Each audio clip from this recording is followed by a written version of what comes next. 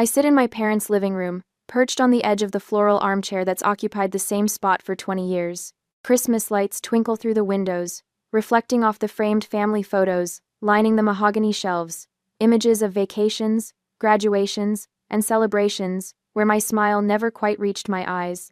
The fireplace crackles, sending warmth across the room that doesn't penetrate the chill settling in my chest.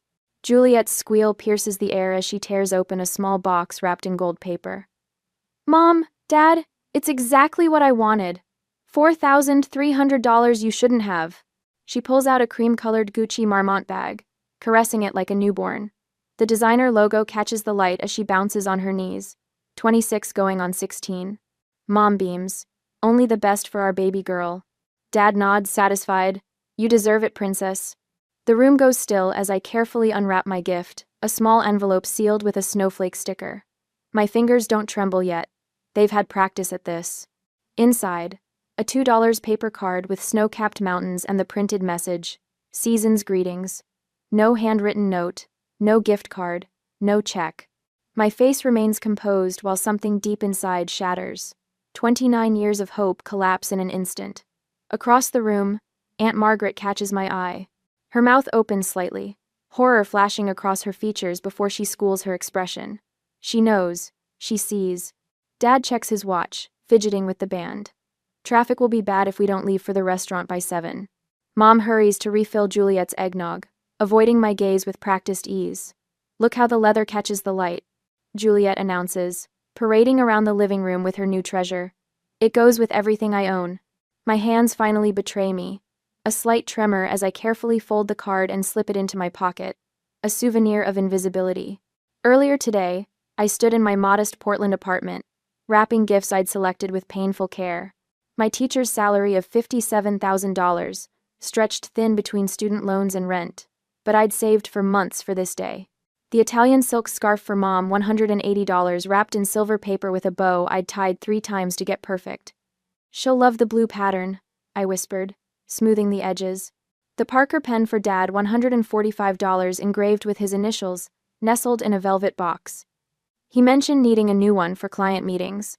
The rare art book for Juliet, $120, wrapped with a handwritten note about the exhibit we'd promised to see together. A sister promise never kept. "Maybe this Christmas will finally be different," I told my reflection as I applied mascara, careful not to smudge. Hope, that stubborn weed, still blooming after decades of frost. Now I stand, smoothing my skirt as the family continues celebrating around me. Juliet snaps photos of her bag for Instagram. Dad pours another bourbon. Mom arranges cookies on a vintage platter. "I think I need some fresh air," I say, my voice steady despite the earthquake in my chest. No one looks up except Aunt Margaret, who crosses the room and touches my shoulder. Her fingers press firmly, a Morse code of understanding. "You're not wrong," she whispers. "You deserve so much more." I nod once, throat tight, and retrieve my coat from the hall closet. The wool scratches against my wrists as I button it methodically from bottom to top. No one notices as I walk out the front door, leaving dinner unfinished. The profound silence follows me down the porch steps, across the icy walkway, to my car dusted with fresh snow. The drive to Council Crest Park takes 12 minutes. I park facing the overlook, Portland's lights spread below like fallen stars. The city continues its Christmas Eve rhythms, oblivious to single-car vigils and broken traditions. When did I become so invisible to them? The words fog the windshield, questions without answers. I remove the card from my pocket. Not just paper, but a symbol of lifelong dismissal. 29 years of hoping for equal love compressed into a mass-produced greeting. My tears finally flow freely, hot tracks down cold cheeks. 29 years of hoping for equal love, and now I see it will never come. The city lights blur through my tears, transforming into smeared watercolors against the night. I wonder how many others sit alone tonight, clutching evidence of their family's failure to see them. Have you ever felt invisible to those who should see you most clearly? A month has passed in silence. Only occasional calls from my family, yet my aunt calls often to check up on me. One Tuesday after work, I spread photo albums across my living room floor, January sunlight struggling through Portland's perpetual cloud cover. 1 month since Christmas. 1 month since the $2 card. Elise Turner, archaeological dig. I whisper. tracing my finger along a photo from my 13th birthday. A supermarket sheet cake sits before me, frosting slightly melted under kitchen lights. My smile looks rehearsed. Beside it, I place another photo.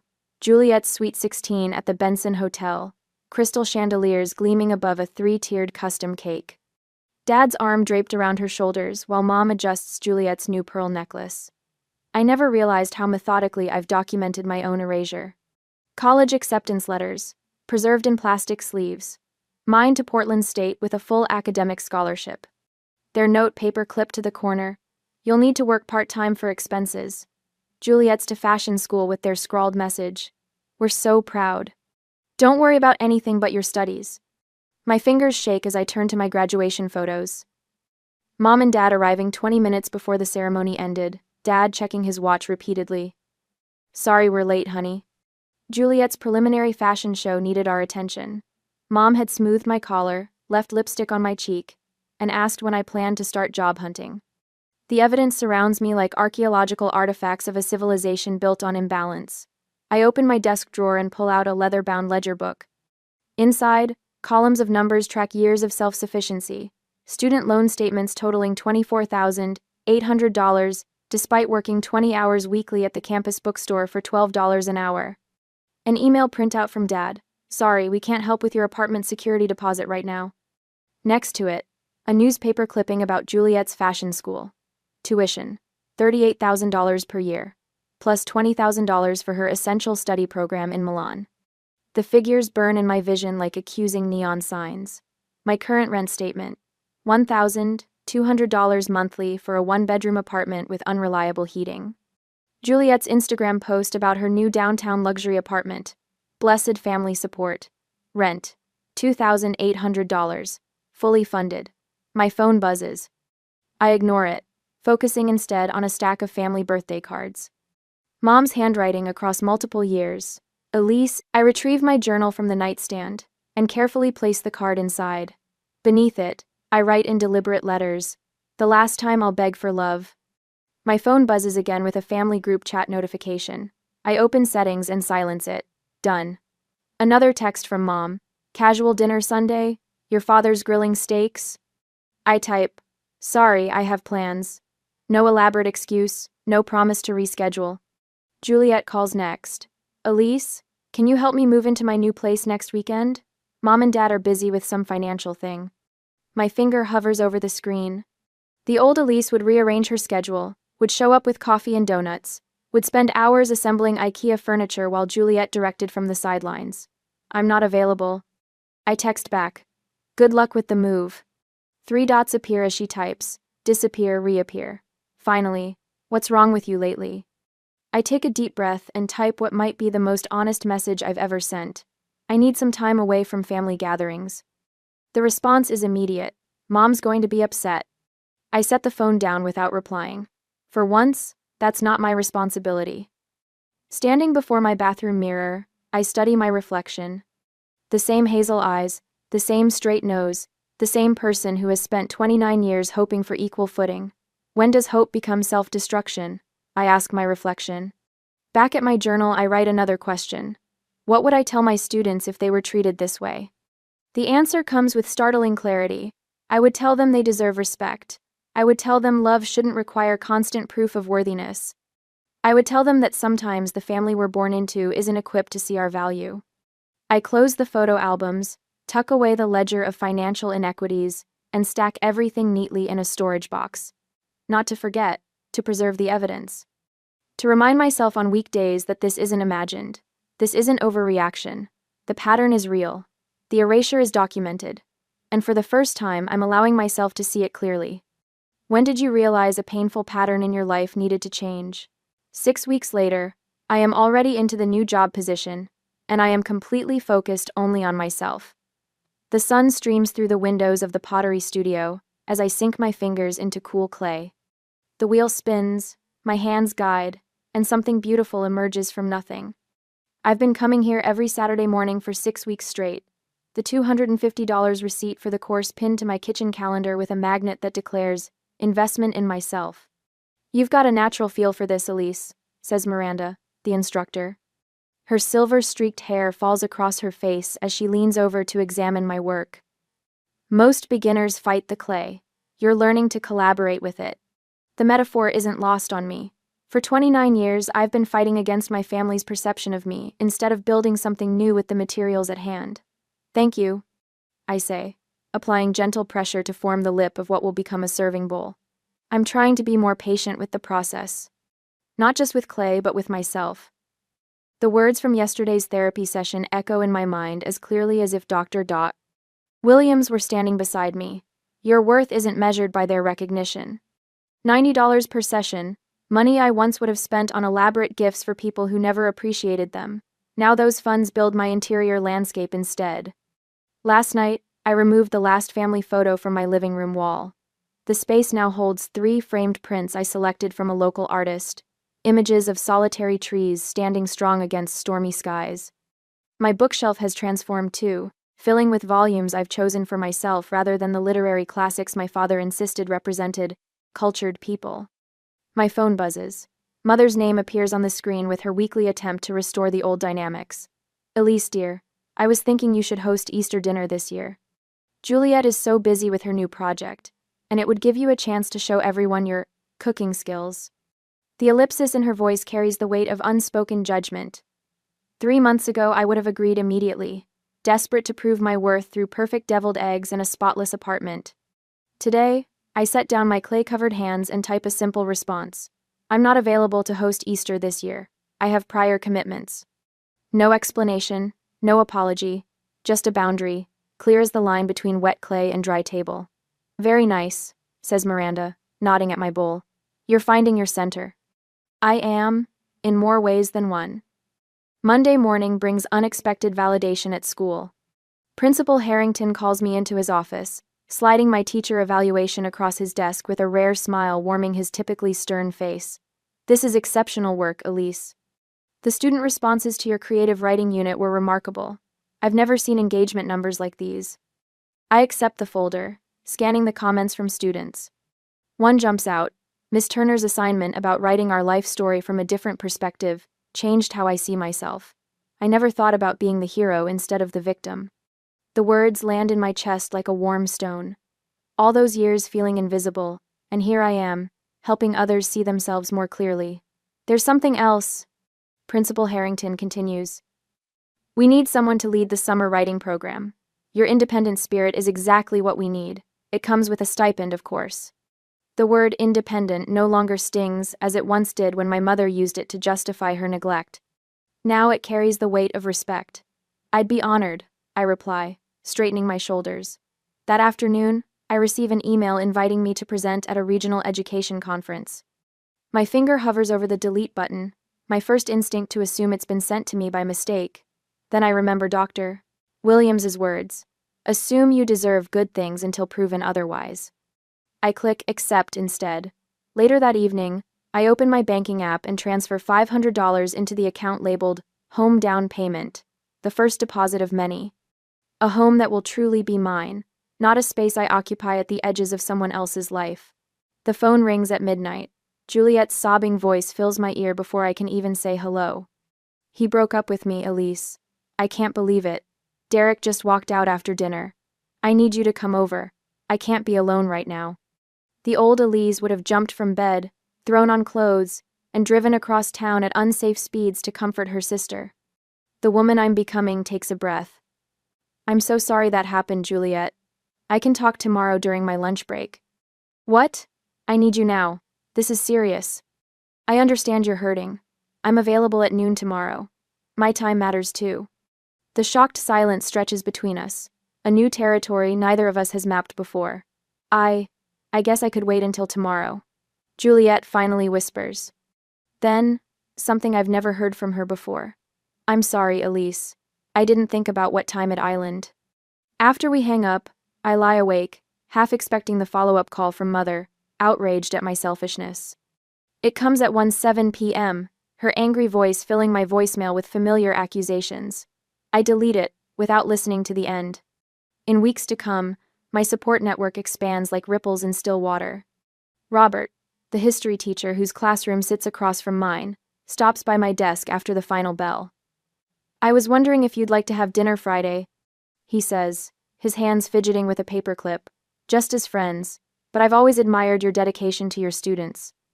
Aunt Margaret arrives for a weekend visit, unfolding grandmother's quilt across my bed with reverent hands. She always saw your light, Elise, even when others didn't, Margaret says, smoothing the faded fabric. She left this specifically for you, because she knew you'd appreciate its story. My pottery classmates organize a hiking trip to Mount Hood. My therapist notes how my posture has changed, opening like a flower turning toward sun. At a staff meeting, when the athletic director dismisses my suggestion about incorporating creative writing into physical education, my colleague Sandra speaks up. Elise has been saying this for years. The research supports her approach. The family group text pings with cousin Caleb's wedding announcement for June. Everyone responds with enthusiastic acceptance. I type simply, I'll attend, but I'll drive separately. Mother's private text arrives within minutes. Why are you being difficult? I consider a dozen responses before settling on truth without malice. Setting healthy boundaries isn't being difficult. In my calendar, I created the entry. Wedding. 2 hours maximum. Bring Robert? We've been dating for a while. The balcony garden I've started flourishes with herbs and native wildflowers. As evening light filters through the leaves, I sit with my journal open on my lap. The pages contain fewer questions now, more declarations. Today I write, growth requires both distance and nourishment. My fingers, still faintly stained with clay, trace the words. What seeds of self-respect are you ready to plant in your own life? The question rises unbidden as I watch a bee navigate between blossoms, purposeful in its journey. The answer blooms within me, stronger than any doubt could overwhelm, ones that will finally allow me to thrive. And in months to come I will finally show my family who I am. On the day of the wedding, 3 months later, I step out of Robert's car, smoothing the fabric of my sage green dress. The simple silk falls just below my knees, affordable elegance that took 3 months of careful budgeting. You look beautiful, Robert whispers, his hand finding the small of my back. The country club sprawls before us, manicured lawns stretching toward Mount Hood in the distance. Cousin Caleb chose well for his wedding venue, though I wonder how Uncle George afforded it on his hardware store income. Ready? Robert asks. I nod, more truthfully than I've ever been. 6 months of therapy and boundary setting have armored me for this family gathering. Juliet spots us immediately, waving frantically from the entrance. Her sequined cocktail dress catches the afternoon sunlight, sending prisms dancing across the pavement. Too formal for a garden wedding, but that's Juliet always one notch above appropriate. Elise, you actually came. She air kisses near my cheek, perfume clouding between us. And you brought a friend? Robert Thompson, he says, extending his hand. Elise's colleague. And more, I add firmly. We've been dating for 3 months. Juliet's perfectly plucked eyebrows rise. Mom didn't mention that. Mom doesn't know everything about my life anymore. Before she can respond, Mom appears, her smile stretched thin as worn elastic. Her eyes dart between us, landing on my simple gold necklace, the dress, Robert's steady presence. Elise, darling. Her hug feels mechanical. Your apartment must be getting cramped with company these days. Have you thought about upgrading? The old familiar sting threatens, but I breathe through it. My apartment suits me perfectly. Dad approaches, tugging at his collar. The suit hangs looser than I remember. There's my independent girl, he says, patting my shoulder awkwardly.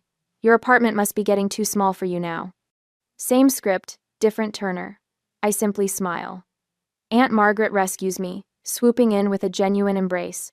Look at you, she whispers, standing tall. She glances over her shoulder before adding, your parents are having financial troubles. Thomas's investments tanked. The ceremony passes in a blur of white tulle and promises. During the reception, I notice details that would have escaped me before. Dad arguing with the photographer in harsh whispers about payment terms. Mom's handbag, not her usual Prada, but a well-worn leather clutch with a small scuff on the corner. And most telling, Juliet's panicked expression when the bartender returns her credit card, shaking his head. The garden behind the reception hall offers temporary escape. Roses climb trellises, their June blooms heavy with perfume. I breathe deeply, counting backward from 10 Dr. Williams's technique for processing surprise without reaction. Running away again? I turn to find Juliet, her mascara slightly smudged at the corners. Taking a moment, I correct her. The difference matters. She slumps onto a stone bench, unexpectedly graceless. You're different now. Yes. I realized how unfair everything was. The words tumble out, unpracticed. I'm sorry, Elise. I wait, years of experience teaching me that Juliet's apologies often come with conditions. They can't support me anymore. She continues, voice cracking. Dad's business is collapsing. The condo's being sold. My credit cards are maxed out. I sit beside her, maintaining careful inches between us. That sounds difficult. I never learned to stand on my own like you did. A tear tracks through her foundation. I don't know how to live on what I actually earn. The sunset paints the garden in amber light, turning Juliet's sequins into tiny flames. We sit in silence, the first comfortable quiet between us since childhood. Back inside, Dad corners me near the cake table. You've always been good with finances, he begins, voice unusually hesitant. Teachers have excellent retirement planning skills. I sip my champagne, waiting. We might need some advice. Family helping family, you know. Before I can respond, relatives swarm around us. Elise, heard you got department head. Uncle George booms. Always knew you'd be successful. Mom appears at my elbow. Elise was always our practical one, she says, her fingers nervously twisting her wedding band. So responsible. Across the room, Robert chats with his sister who drove up from Salem. She's the most respected teacher at her school. I overhear him say, pride warming his voice. Juliet approaches, subdued. Do you know about affordable apartments in Portland? Maybe with roommates? The irony isn't lost on me after years of invisibility. Suddenly everyone sees me, not for who I am, but for what I might provide. When Dad mentions temporary family assistance later, I maintain polite distance without cruelty. I'm not in a position to help financially. I tell him directly. My budget is carefully balanced with my own needs. To Juliet, I offer what she actually needs. Start with a budget and roommates. It's how I survived my first 3 years teaching. 2. Mom attempts guilt her specialty. We always supported you. Emotionally or financially? I ask quietly. Her silence answers more truthfully than words could. At 9, I find Robert by the bar. Ready to leave? I ask. The relief in his eyes mirrors my own. Whenever you are. We slip away during the bouquet toss, driving toward Cannon Beach rather than returning to Portland. The night air carries salt and freedom as we walk barefoot along the shoreline, shoes dangling from our fingers. You handled that beautifully, Robert says. I watch the moonlight ripple across the Pacific. Sometimes the greatest gift is seeing clearly. The waves crash and retreat, a rhythm older than family patterns. I wonder how many others have found strength in walking away from expectations that never served them, choosing instead the uncertain path of self-respect. The ocean doesn't answer, but somehow, I no longer need it to. A week after the wedding, I arrived at my parents' house exactly at 6, parking my Honda next to Dad's Lexus that now shows patches of rust around the wheel wells. 2 hours. That's all I've allocated for this important family discussion. My watch timer is already set. The front porch light flickers weakly as I approach. No Christmas wreath adorns the door this June evening, but the familiar weight of expectation hangs heavy in the spring air. I knock, instead of using my key. Mom answers, her smile too bright, her hug too tight. Elise, you look wonderful. That promotion agrees with you. I step into the living room, where the furniture seems oddly rearranged. The Italian leather sectional has vanished, replaced by a generic beige sofa. Family photos still line the walls, but the expensive crystal vase that normally dominates the coffee table is missing. Dad rises from his armchair, his shoulders slightly stooped. Punctual as always, Elise. I have a morning staff meeting tomorrow, I explain. I can stay until 8. Juliet sits in the corner armchair, her fingers twisting in her lap. She offers a small wave but remains unusually quiet. Mom bustles in with a tray of coffee cups. I made your favorite lemon cookies. Family needs to stick together during challenging times. Dad begins without preamble. He paces before the fireplace where no fire burns despite the evening chill. The Turner name has always stood for something in this community. Mom sits beside me, her hand reaching for mine. We've always been so proud of you, Elise. Your independence, your determination, that teaching award. You've never needed much from us. My skin prickles with familiar recognition. The script hasn't changed, just the circumstances. I sip my coffee and wait. The market downturn has been particularly brutal for the investment firm. Dad continues, his voice straining for its usual authority. Our portfolio, well, there have been significant losses. The bank has been calling about the mortgage, Mom adds, her voice dropping to a whisper. We might lose the house. Dad clears his throat. Juliet's lease renewal is coming up next month. That downtown apartment complex raised the rates again. Mom squeezes my hand. We noticed your school district announced that new department head position, the one with the substantial raise. The pieces click into place with perfect clarity. I set my coffee cup down carefully on the table. We're just wondering if you might temporarily help with Juliet's expenses. Dad says, the word temporarily, stretching thin between us, just until things stabilize. Family helping family, Mom adds, her smile wobbling. You've always been our rock. The room falls silent. Juliet studies her expensive manicure, shame coloring her cheeks. I need to say something that's long overdue. My voice sounds steadier than I feel. I reach into my purse and withdraw the Christmas card, now slightly worn at the edges from the months I've carried it. I place it on the coffee table. This was the moment I finally saw the truth. Dad glances at the card dismissively. A Christmas card? Really, Elise, we're discussing serious financial matters here. This isn't about money. I trace the paper mountain scene with my finger. This is about 29 years of messages that I matter less. Juliet's sweet 16 at the Benson Hotel while my 13th birthday was celebrated with a grocery store cake. My college scholarship with your note that I should work part-time, while you fully funded Juliet's fashion school and her semester in Italy. Mom's face drains of color. We never meant. I don't believe you did it consciously, I continue. But it happened consistently. Every birthday, every Christmas, every milestone. That's ridiculous.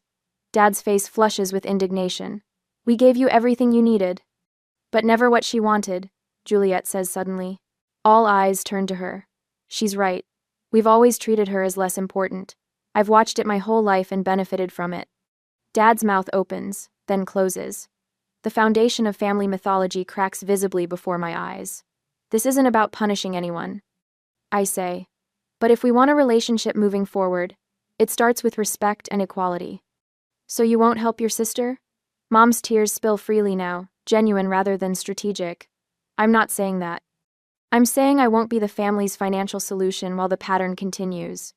I won't fund Juliet's luxury apartment when I've struggled to afford my own place.